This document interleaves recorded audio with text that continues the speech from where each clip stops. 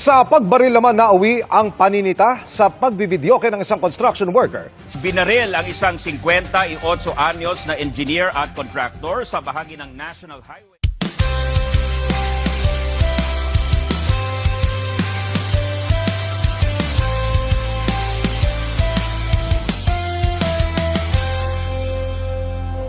Ano nang nangyari?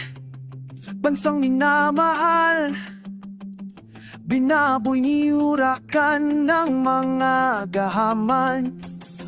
Mga taong sa pera, tumatakbo ang isipan, at pag nabisto ay binabaliktad ang katotohanan. Umalingasong baho ng mga politiko, pero tuloy pa rin sa serbisyo. Hindi nakukulong kahit na mabisto. Patas na tweet, pilit nililiko.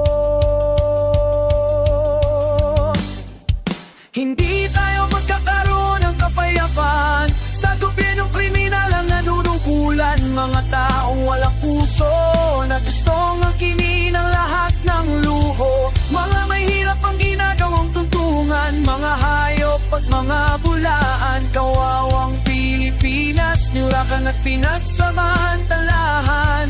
Paano tayo babangon? Bayan.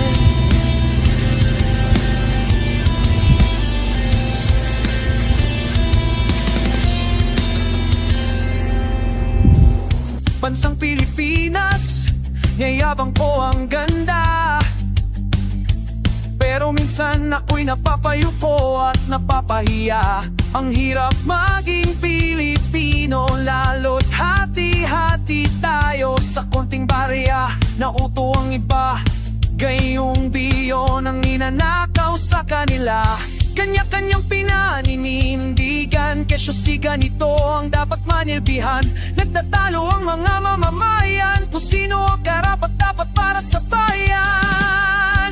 Hindi tayo magkakaroon ng kapayapaan sa gobyernong kriminal ang nanunungkulan. Mga taong walang puso na gustong angkinin ang lahat ng luho. Mga mahirap ang ginagawang tuntungan, mga hayop at mga bulaan. Kawawang Pilipinas, nirakan at pinagsamantalahan.